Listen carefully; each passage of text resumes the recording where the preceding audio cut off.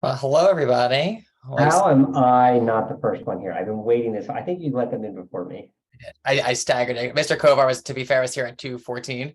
I Or thought it was 2:15. For some reason in my head, it was like, oh darn, I was just finishing up with a staff meeting. I thought I was gonna be late. Hey, look at that, Professor Brennan. How are you, sir? What's happening, sir? Good to see you. Good to see you as well. to be fair, Mr. Right. Kovar, you also made me start to sweat because then I thought, oh crap, is this really 2:15? And then I messed up the time. So I was also concerned. Oh, and by the way, hello, Mr. Sell, Mr. Brenner, Mr. St. John. Hi, guys. Howdy. That was a very bad opening. Can we start over? Because I would like for Mr. Cover to acknowledge me after he acknowledges Professor Belicio. Oh, hey, Solomon. Yeah, nice to see you here. Okay. Yeah, Thanks, Mr. Kovar is doing everybody. introductions today. Yeah, so anyway, Mr. Kiefer is off gallivanting with his family in Mexico, I believe, having an amazing time. So Professor Beliso was so awesome to jump in with and hang out with us today. Amazing, sir. Absolutely. Outstanding. You have Good to have you. Mr. Kovar, you have a lot of upset Philadelphia fans after your prediction 2 weeks ago, and then the game not going well. They hold you responsible. Really? They do. That's And actually. I'm going to Philadelphia in 2 weeks. I think I should be worried. Oh, we know, sir. We know. I know, or something. I think I should be worried, but it's okay. I was secretly rooting for the Philadelphia. Got it. Sensei Michael, I'm trying to do the share thing. So my options are share now, public, share to feed. What do you want me to do? Share now public sounds good. I'm gonna click on that. Okay, amazing. Good sharing, sir. Nice. Well, welcome everybody. How's everybody's week been? Amazing. Amazing. Any updates with the house, Mr. Sell? No, I'm still waiting to close. Is it just, do you Yeah. have a closing date or it's still being held No, up? no. So it's up in the air. So I guess the gentleman that I'm buying this house from had some IRS issues. So that's a good learning lesson for folks. Don't have IRS issues because he's had to go through a lot of extra things. And I am living in boxes for a month because of this guy's issues. So, but we think we got the letter from the IRS. Well, we didn't. He did. Got his letter from the IRS. So that is good. Now we're just waiting on a closing date, which should happen this week. So I'll just be happy not to live out of The boxes. opposite could be you close, then you find out there's a lien on the house from the IRS. That's how I explained it to my wife so that she wasn't, because she was pretty irritated for a little bit. So that's how I explained it to her. I'm like, there's, it might not be our fault, but it's our responsibility if we don't get this thing right. And we don't want that responsibility. So I'm always Anyways. super impressed with the title people and the bankers. They're so diligent with like every detail. It's outrageous. It's so 100% impressive. It's so impressive. worth their weight in gold, or at least IRS liens. Wow. But we 100%. think it'll be okay. That's where we are right now. No. We've got, I keep saying we, but they have the IRS letter, the title company. So we're good. We're just waiting on the guys to say, let's do it. So thanks for asking. Okay, well, nice. Well, It's a good luck. beautiful thing. I mean, such a long way. I remember we had that heartfelt conversation in that Korean barbecue in the middle of nowhere. Remember that? Looked like a Taco Bell on the outside. Yeah, but on Right? the inside, it was delicious. Yes, I Yeah. remember that very much. Yeah. And We have come a long way in a very short amount of time. And I know, there's just another learning lesson, right? Like, like there's always challenges and setbacks and monkey wrenches in life, right? And this is something that in a year from now, we'll look back on and say, yeah, it was no big deal, right?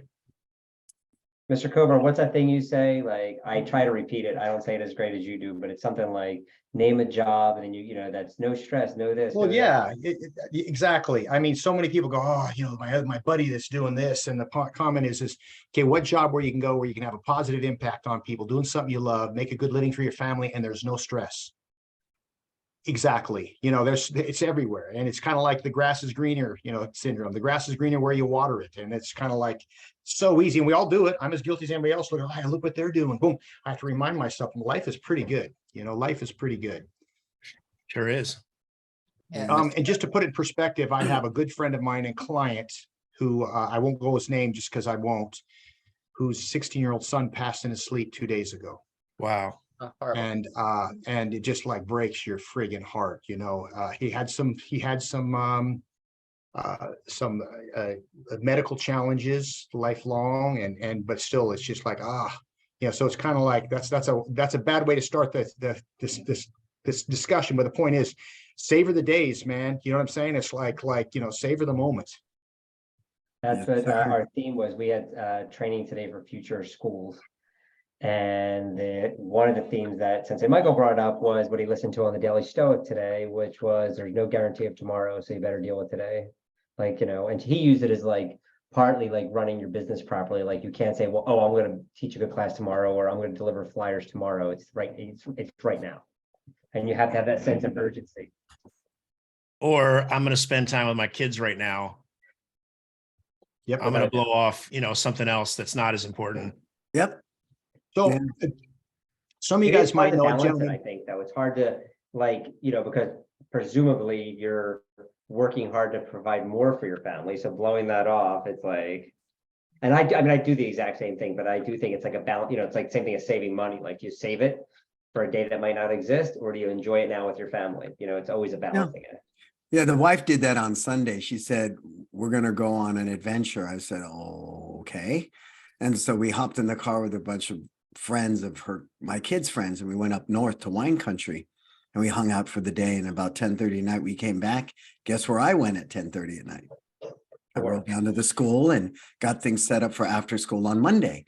So that's the yin and the yang. I agree with Ron. I mean, 150%. My kids are number one. My family's number one. I will drop everything to go to a basketball practice or to a soccer game, which is where I was on Saturday. But I'll make sure I take care of business. I might lose a couple hours sleep, but it's cool. It was worth every cent. So I have a friend of mine, Chris Santillo. Some of you guys might know him. Yeah, it's Solomon. Michael, you've met him before. He had some schools in Potomac. Still has some schools in DC, but about 3 years ago, his boys at the time were 6, 8, and 11. He says, I want to do things differently. They sold some of his schools, 5 backpacks. Everybody had their own backpack, everything in the backpack, and they've traveled the world for 3 years. And, Mongolia, Russia.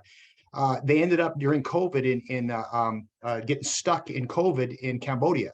They're there for a while. Actually, they've settled. They're living in Ireland. I know this because I just got back from the UK yesterday, and he came over and met me in London. But imagine that 2.5 years with you. How cool is that? Like, amazing experience, that they literally all were just living out of their backpack for 2.5 years. That's so cool. You could easily join that, sir. You travel so light. I guess so. Yes, not that light though.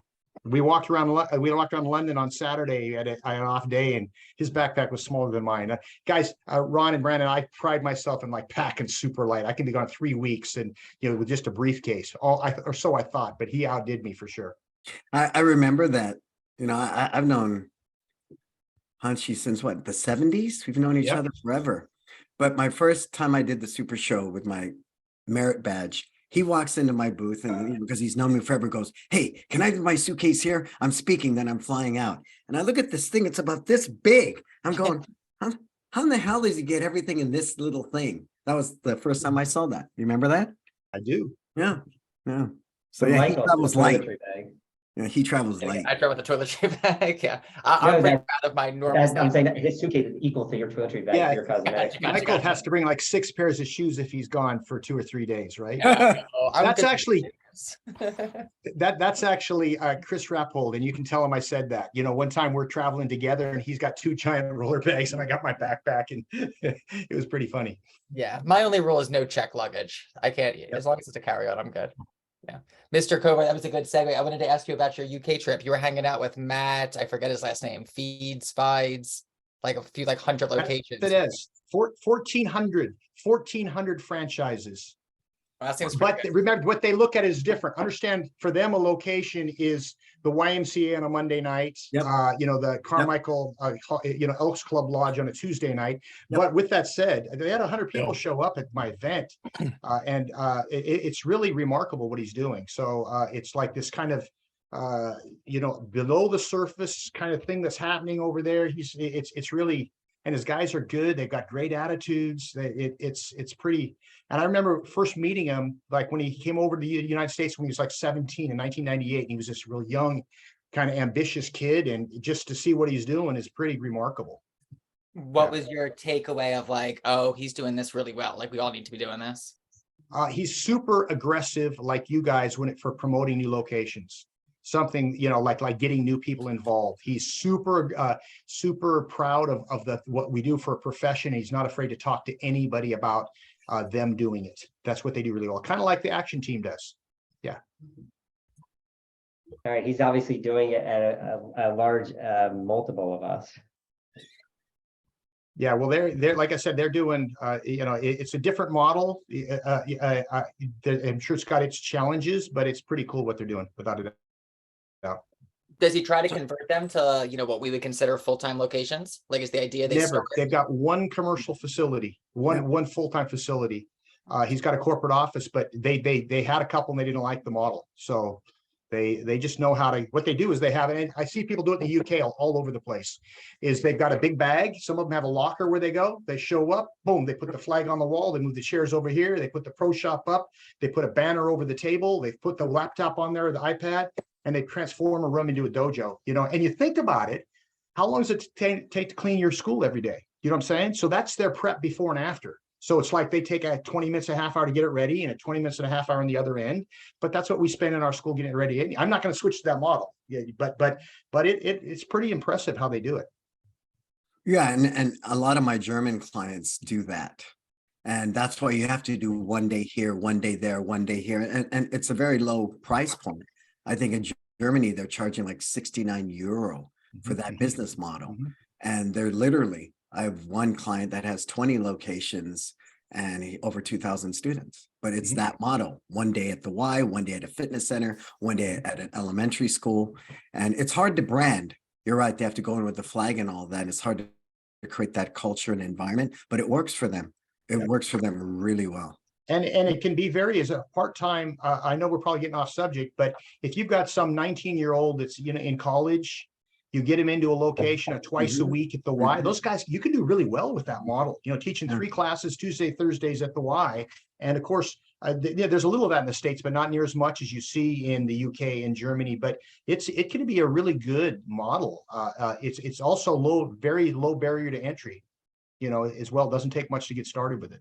And the built-in staff training they also have is that to get a 2-year degree, you have to do 2 years internship in some type of fitness, martial arts center. So they've got this feeder system of college students all the time.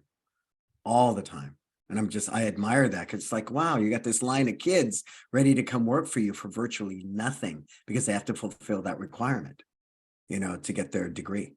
Their degree in what? Either physical fitness or entry into PT or to be a personal trainer, anything in that field. Gotcha. It's got a 2-year internship. And that's why they don't call them martial arts schools. They call them like sports something, in Germany. And it's a feeder system and it's pretty amazing. And I go, how much you got to pay these guys? It's like, wow. So their profit margin is really high because you have the low overhead because you don't have a lease. You're renting space in something like a 24-hour fitness equivalent. And you're paying this guy nominal who has to fulfill his internship. Yeah. Yeah. It's a cool model. Yeah. Feel like we My need to, mom started a bunch of those types of programs when I was a kid that they're still running today. They're like 40 years it's been going. And I think even when I was like 8 or 9 years old, there's still some of those guys around in the organization still teaching martial arts that started in these, rec type programs. Wow. So see, and what it is that it's a good model, and a lot of people, it'd be a perfect model, but the ego gets involved. Not that you shouldn't have a commercial school, but you kind of feel like, am I really a school owner? I mean, am I really professional if I don't have my own club, And I think it's an important distinction. So your mom has people that have been doing this for 40 years this way, and it's pretty impressive, man. Yeah. It's how I learned. I mean, so Monday night I went to Lakeland to the rec center there. And then Monday afternoon, we went to a different rec center in Auburndale, Florida. And then Tuesday and Thursday, we went to Plant City. So while my dad ran the main school, she went to all these little programs.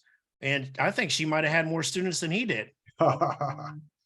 Yeah, he didn't ever admit to that, but That is a good, I feel like Mr. Cover, you said we're off topic. I feel like we never really have that strong of a topic.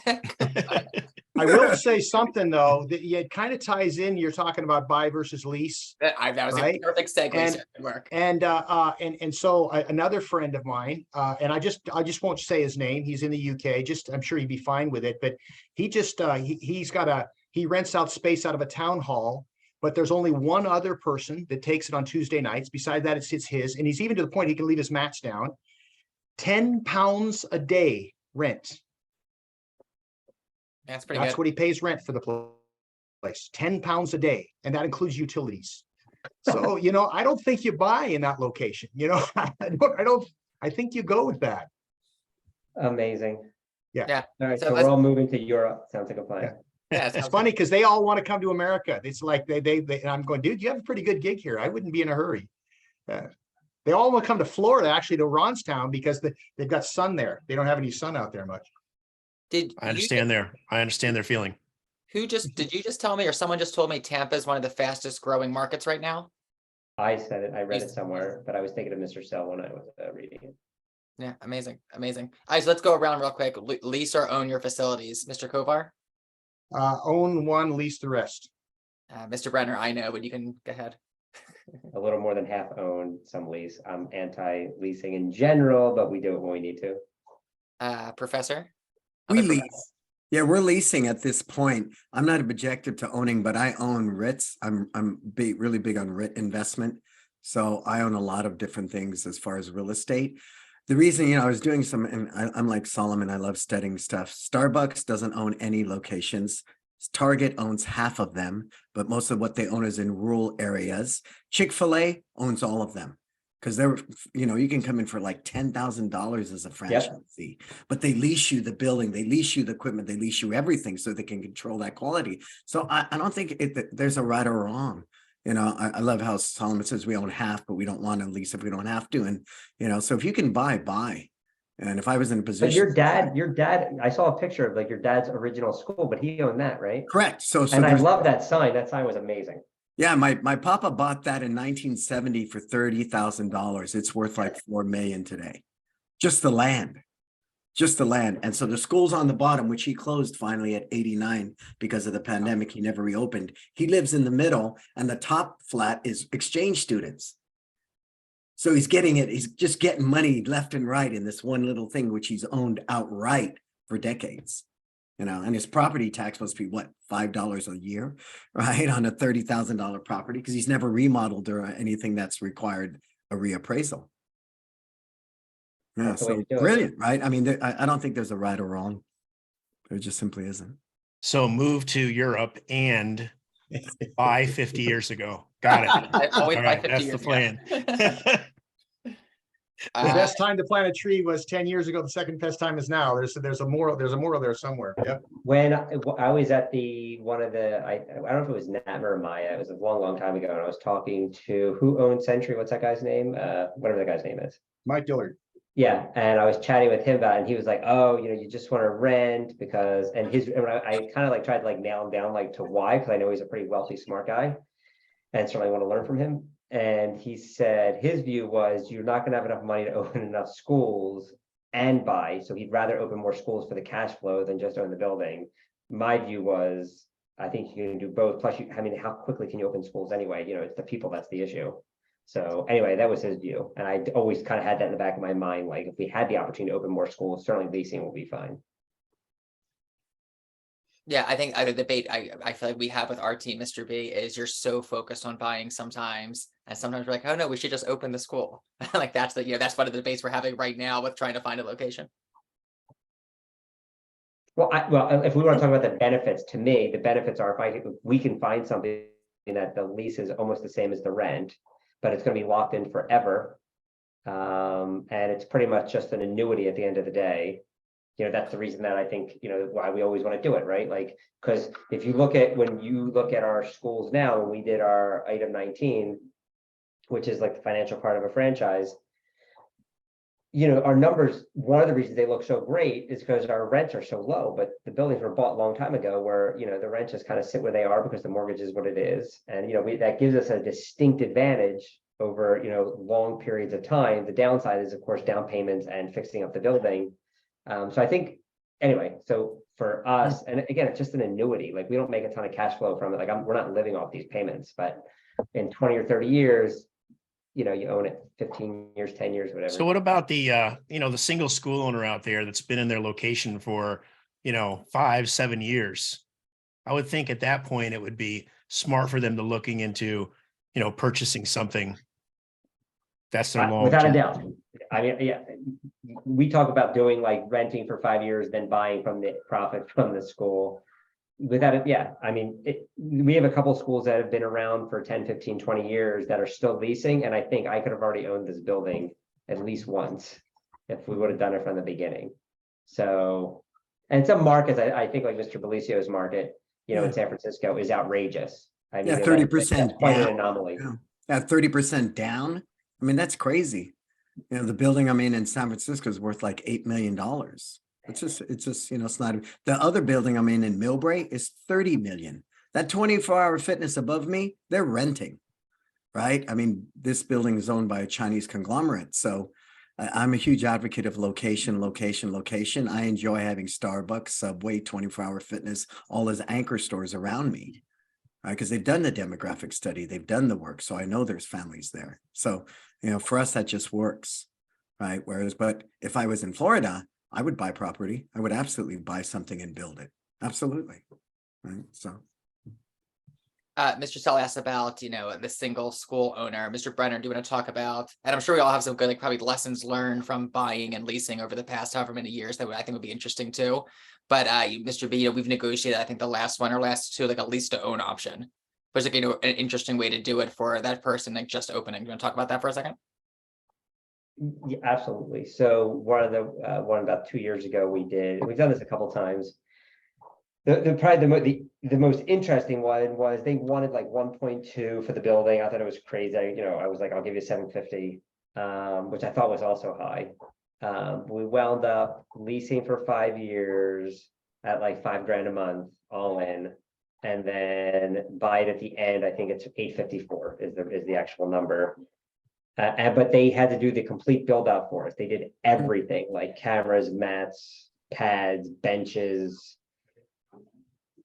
anything, like literally all we came in is like hung up our sign. They even put the sign on the outside of the building for us. Like, it was totally turnkey. And they came in and they valued that at like 135,000. We paid $0, but that's what they valued. And then we have the opportunity to buy it at the end of the 5 years, which we're not up to yet. And that was, and when I talked to the owner at the time, I was like, hey, listen, there's no way it's worth 1.2 million, but I can get you closer to that. If you want, if you look at it like you're almost like owner financing, the lease part of it, and then you get 854. So we sort of got 1.1 from like my point of view. Yeah. And but our payments weren't, based on 1.1. Our payments are obviously based, closer to like 850. And the build out, which was, we probably wouldn't have paid 135. We probably would have paid, maybe 100, because he had all union labor do everything. But it was, it was still nice to not have to do anything, no permits, no anything, just unlock the door and we have a beautiful school. Yeah, amazing. I feel like that's for me a great example of like good out of the box negotiating. They're thinking outside the box kind of thing. So I'd be interested. I know that, like Mr. Sell, you guys are building your building right now. Is something that Mr. Coquinos had told us a million years ago.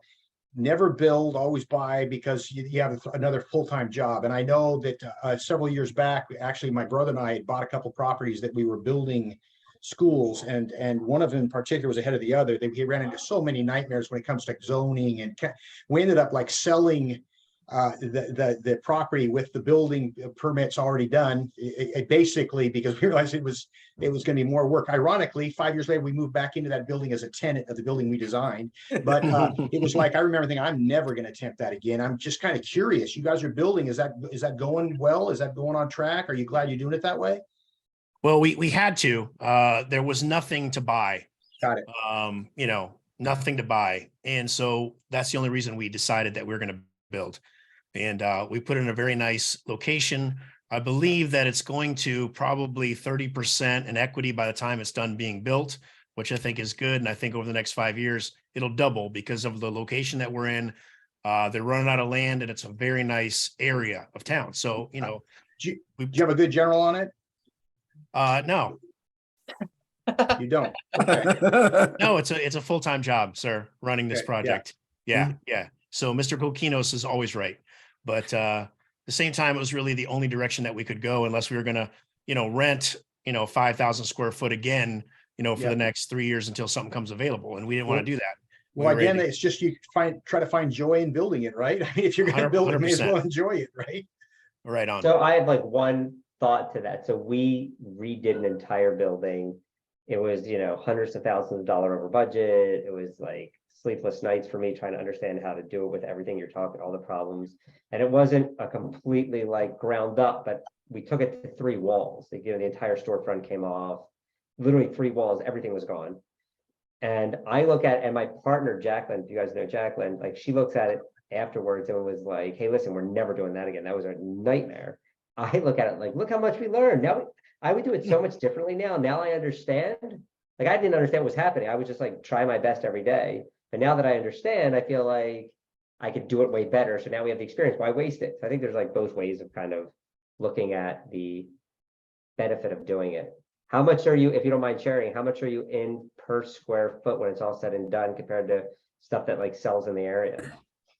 I have no idea. I really don't. I don't know. All You guys always ask me questions I don't know the answer to, but I mean, we're paying about $1.4 million for the building and land.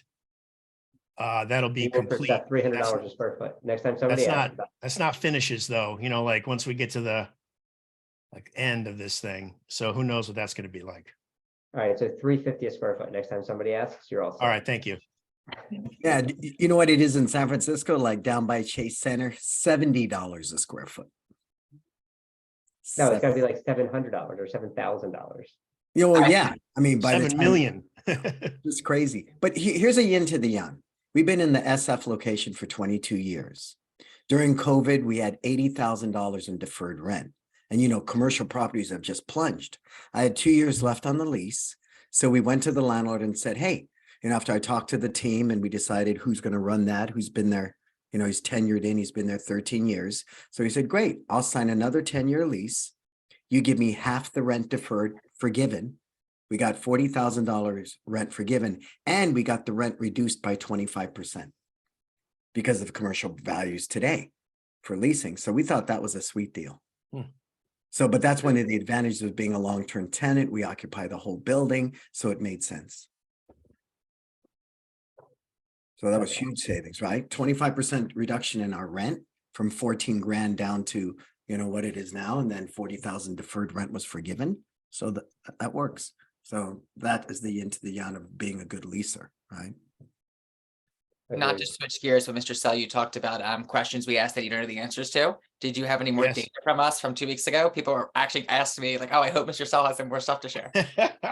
Yeah, I'm serious. Okay, bye. Yeah, sure. Well, I didn't have a heck of a lot of time to dive deep. You know, I mean, I am living out of boxes and running 4 companies, and my dad passed away and he just had his thing. So coming up with my excuses, but I did look at the top 15 clients that we have in Spark, and, you know, most of them do both. Like they're doing open-ended, and they're doing, you know, term contracts. Like all of them were doing both. So there wasn't really, you know, without digging even deeper, which I will, I'll continue that when I have my time here. But, you know, it seems like to be that the schools that are doing well, at least in Spark, you know, 3 of them are doing over $1 million, over 170,000 a month. A bunch of them are doing a little over $100,000 a month. And then it, you know, it kind of falls off after that. So they're doing pretty well. And, you know, they're doing a lot of term agreements, and they're not doing a lot of open-ended agreements. So, Mr. Beliso, our big debate last week or 2 weeks ago was memberships versus no memberships. And we know your opinion is like super strong contract, get an attorney all the time. yes, take them. Yeah, so I mean, again, I think it should be based upon a very clear why and purpose and the culture you want to cultivate. We don't do contracts, we don't do upgrades, we don't do black belt clubs, we don't do belt testing. It's it's one-stop shop, no enrollment fee, no cancellation fee.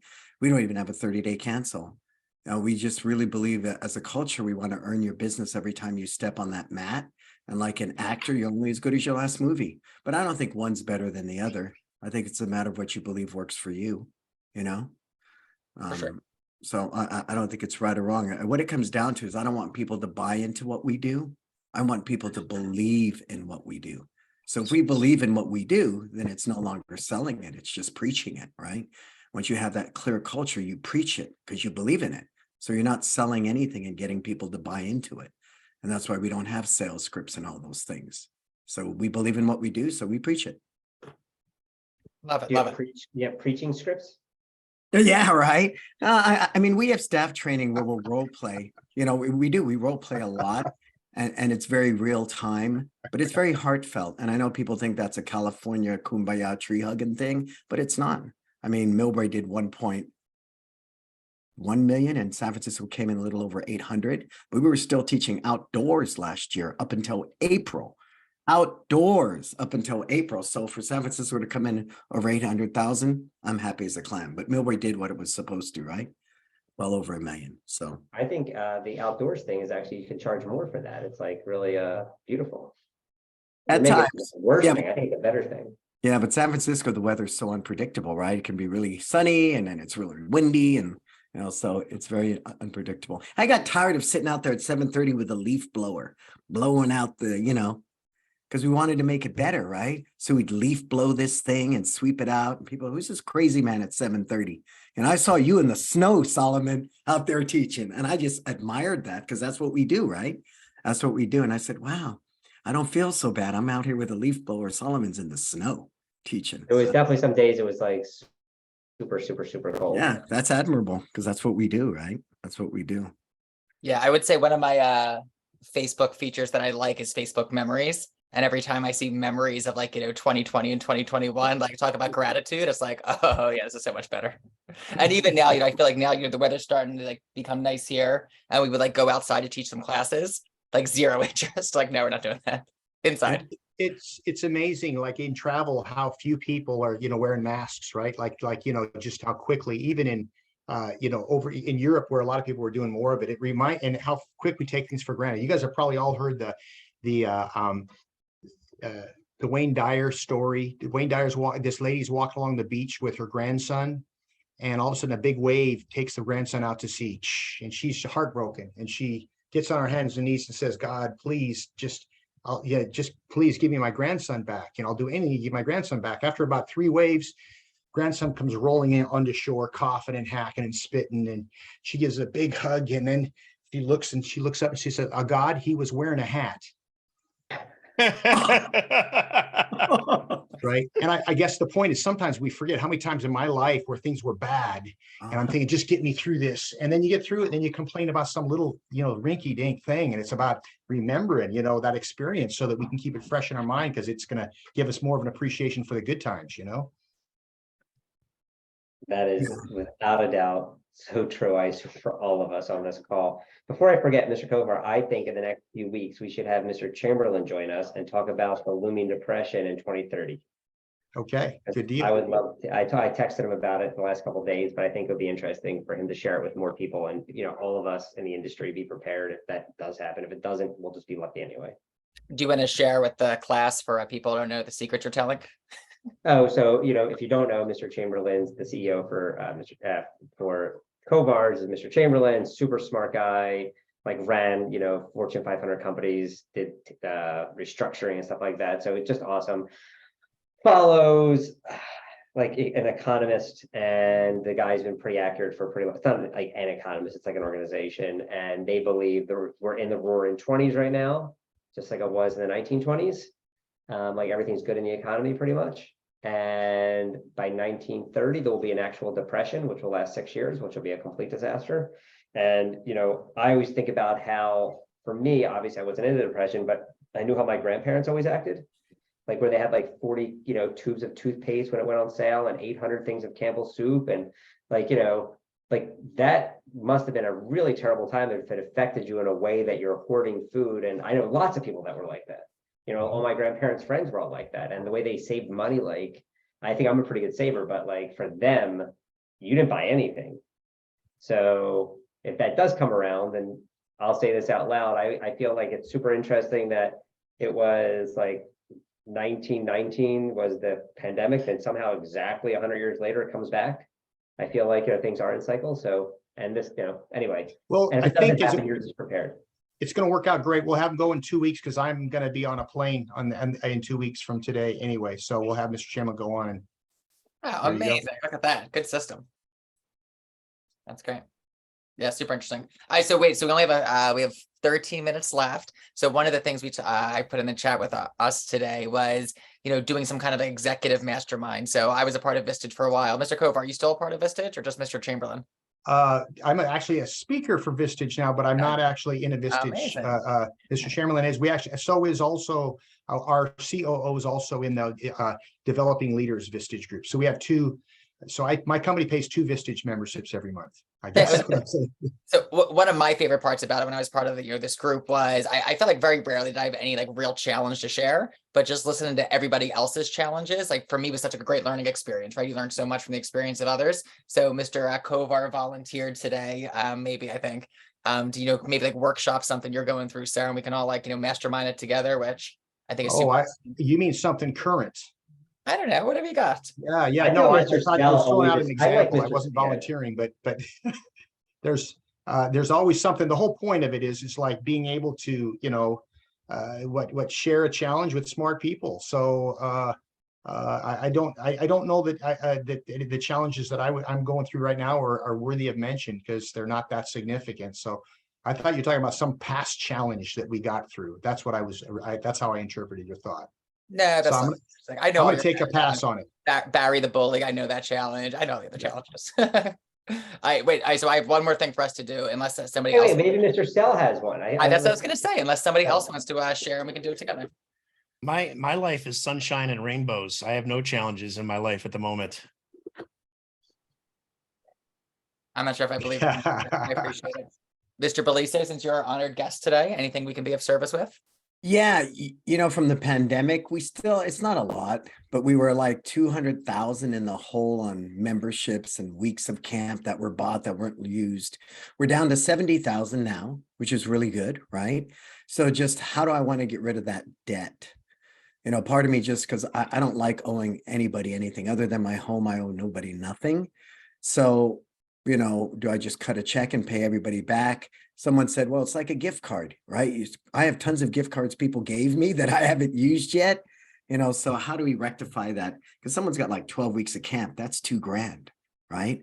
Do we go back and just say, hey, this is on the books. Let me write you a check and be done with this if you're not going to use it. So that's really my biggest challenge today.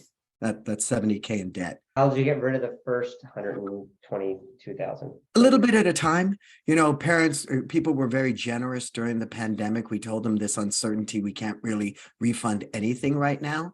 But as soon as we saw the light of day in 2022, we consciously went back and, I just cut a check for 2,000 for somebody at 12 weeks of camp, right? So they're trickling in. We've made a dent in it. So we might continue just to take it case by case. But, I'm thinking I'd love to just get it off the books. Are there any of them not active anymore? Like, you haven't seen them in 3 months or 6 months? Well, a lot of them, we took it and applied to their regular tuition investment, for their regular classes. But what I saw recently was the kid outgrew us. He can't come to our camps. So he just outgrew us. So he has no sister or sibling to pass it on to. So they just said, hey, we're not going to use this camp. And so we refunded it back. Yeah, So it seems like, sorry.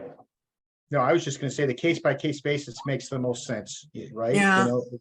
It's like, and it's no fun to write the check, but in my opinion, it's the right thing to do, and Yeah. I know you know that, but I hear you, Hunchi. I hear you. I just, we're a cash-based business, right? Expenses are this much a month. Income is this much a month. So what happens to it? This is expenses and income's this, and suddenly we have to write $10,000 worth of refunds in a month, right? Because of that. I mean, it'll eventually go away. I understand that, but part of me feels like we should be proactive, versus reactive, right? So, but that's what everyone agreed upon. Because I asked the team, the people involved, what do you think? My bookkeeper, they said, I would just keep it case by case, and continue doing that. It just How often do so at 78,000, how many people does that represent? Well, you figure, well, let's just do the math. It was 200,000 in March of 2020. So now we're in, almost March of 2023, and we've paid off 130 of that. So if we divide that by 12 months over 3 years, 36 months, do the math. How much is that a month? Well, it doesn't, I'm not asking how much a month, I'm asking how many people. So is that like? Oh, left 50? on that? I have no idea. I have no idea completely, but it just depends. Some people have like a week of camp, right? Just 1 week. Some people have a couple of days of camp, so we're talking, a couple of $100. But the high end of that is, a $2,000 ticket. Well, I would definitely go out of my way to try to convert those to regular lessons, as I'm sure you have. I would proactively pursue that. Maybe even, I'm sure there's going to be some price increase in the near future. And if they lock this in now, they can use this at this rate in the next 2 or 3 years. By the way, if you lock in, there's also no refunds after that. So in other words, maybe you give more time. Maybe you give them, instead of 12 weeks of camp, which turns into $2,000, maybe you give them a 1.5 or 2 year membership, which would be way more expensive. Okay. So they're making, but you also start the date now, and it's for the next 2 years regardless, if that makes sense. Maybe that's see, the opposite of that, Hanshi, was a week of camp for us is $450 now. Some of these people have a week of camp at $250. It's better off to give them the refund of $250 with the pretense we're going to book somebody at $450, right? And then we're at a $200 profit. So that's the yin to the yang of that. So we've thought of both sides of it. I was referring to the people that aren't going to do a camp that maybe you could get to do just regular martial arts training. That's what. Right. Even our martial arts lessons are up 25% from where they were. Same thing applies. You don't have to write the refund check. You're applying it to lessons. And if it's a 1.5 to 2 years, or you're giving them a great deal, you don't have to write the refund check. It's on them to actually take the lessons or not. That might be a way to, to cut your actual out-of-pocket expenses in half. Yeah, that would always be my first route. Yeah. I agree with you 100%. So that's what we're trying to do. And we've converted a lot of that into memberships, birthday parties, whatever, however they want to use it, as long as it's credit. We're not writing that check, which can disrupt the cash flow, right, of the business. Yeah. Since Michael, I think one thing we could talk about and get some, they can ask questions, get some feedback is one of our challenges, which is how to partner up people. Right, like sometimes people show up together to, open new schools, like a husband and wife team, or people that were friends from class. But sometimes it's someone, from one school who's a rock star and somebody from another school who's a rock star. But like, what system is in place to get them to, work together? And then if they have differences in personalities or differences in work ethic or whatever, like, how do you figure all that out before everybody already made an investment and we're already like running a school together? I would have some kind of weekend retreat event where it's some kind of team building thing where you get them together to bond, see how they work, give them some tasks and assignments that are just kind of even a play environment. And really what you want is 2 people that like and respect each other and that have different skills that can, can match. And I, more than one time, I put 2 people together and said, I know you guys don't get along, but make it work. And guess what? It's never a good fit. Anytime there's tension, we've made it work, but it's not. You're playing interference. And when you guys all know, when your team members like each other, oh man, everything flows better. So I would make it a point to, find a way to see if you can get them to gel. And that would be the first step, I think. It's great. Yeah. It's a great idea. Yeah, I had that issue with a client in Germany who has 8 locations. And we went back to the drawing board and we started with that purpose statement, core values, brand absolutes. So now when he brings people into the organization or even lets go of people, it's based upon, do they fit our culture? Cultural hiring to me will always be more important than what their resume looks like. So again, if they all not buy into it, they all believe into it, it's easier to put principles before personalities. And those type of conflicts resolve themselves quickly because two people think the same, but if we're on the same page, we tend to give and take, ebb and flow. So we restructured his whole company because of that, because he has all that internal backbiting and people quitting and people undermining and the whole thing. We changed the whole structure. We got rid of bonuses. We got rid of everything. So people, were functioning under one common purpose. So, I mean, that would be another way. If you look at Apple, you look at Disney, you hire culturally based upon a really strong culture. I think that has legs a lot of legs. Yeah, I took a Disney business thing recently, and they talk about Walt like he's alive. It's the trippiest thing. You know what Walt would say, and I'm going, is it just me? Hasn't he been dead like 60 years? Right? But that's how strong that culture and that visionary, the architect Walt was. They talk about him in real time, in present time. That's badass. I mean, sorry, I think it's cool. Yeah, well, he is Walt, so that's true. I was thinking, is anybody watching The Last of Us? Because you talked about backbiting, and in that show, there's some backbiting. It's by I love that show. I love it. it's by zombies. Yeah, but I've never seen the video game. But the show is Yeah, I didn't know there was a pretty video. amazing. I was watching the show and they talked about it. Yeah, the show's amazing. I'd appreciate. Do you have any other spoilers on riddles that for show, us? so. I'm looking forward to the riddles, Michael. I do. I was going to say we only have a minute left, so we're doing a week-long training with, I think Solomon said in the beginning, our future head instructors, program directors, partners, and part of the training, to be a good enrollment director is being a good listener, right? That's the best enrollment directors are really good at listening. So I thought it'd be fun for us, and I think Solomon, you know the answers, so you can't answer, but we're going to do a quick game show in the last 2 minutes. I thought it was going to look super smart. I thought you were like ask, and I'd be like, I got it. I'm going to mute you, sir. So it's a race to answer first. You have to listen. So it's a listening drill. So you have to listen very carefully. You ready? Okay. So first one, and if you're watching live on Facebook, please comment. According to international law, if an airplane crashed on the exact border between two countries, would the unidentified survivors be buried in the country they You were don't bury from? survivors. Mr. Cove. So good. Ding, ding, ding. I was being ding. respectful and allowing Amazing. him. to Sorry, he finish. said the first one. He said the first one. Amazing. Age before beauty. Age before So beauty. good. Okay. Next one, Mr. Kovar in the lead with 1,000 points. Okay, ready. You are the bus driver. Look at like Master Cell getting just ready. rolled his sleeves up. Look, you see the look on his face. His ears shifted. He's like, okay, buddy, you're gonna play that way. I mean, 1,000 points is obviously very valuable. Okay. All right. Next one. You are the bus driver. You drive 3 blocks and pick up 2 people. You drive 3 more blocks and 1 person gets off. You drive around the corner and pick up 5 people. How old is the bus driver? 63. 2,000 points. You are the bus 63. driver because you are. You're the bus driver. He said Dang you're the it. bus driver Ah, at the beginning.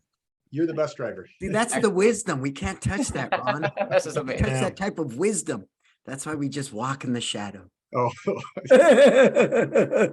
Okay, last one. This is the one that I stumped my wife. So I did this with my wife last night, and she's a super genius. And of course, got everyone right. And I mostly didn't understand the question. But last one. This is the one that stumped her. How many species of animals did Moses bring aboard the ark with him during the Great Flood? 2 of each. Two. 2 of each. About 2 of each species. Male, female. Okay. How many species? That's minus 2,000 points. Wrong answers are minus points. Mr. Cover, I'm looking at you, sir. I'm in second place. Yes. Just silent, just wait now. Great point. How many species? Can you repeat the question, please? Technically, no, but for you, sir, I will. All right, How thank many- you. How many species of animals did Moses bring aboard the ark during the Great Flood? Wait a minute. Did Moses? oh, That's right. Oh, No. I think that was worth like Yes. 5,000 extra points. The last round was 500,000. actually You worth win, 5,000 you points. win. Great job, Oh, sir. that's a 5,000 point. Oh man, was- that was good. Moses. Right. All right, well, with that team, as always, great fun. Professor Beliso, thanks for playing with us today. Your present will be in the mail. Everybody else, I'll talk to you guys soon. See you, Take team. care, everyone. Thanks. Thank you, All right. guys. Have a nice Thank day. you, I'm was gonna fun. sulk. I'm gonna go home and sulk now. Of course.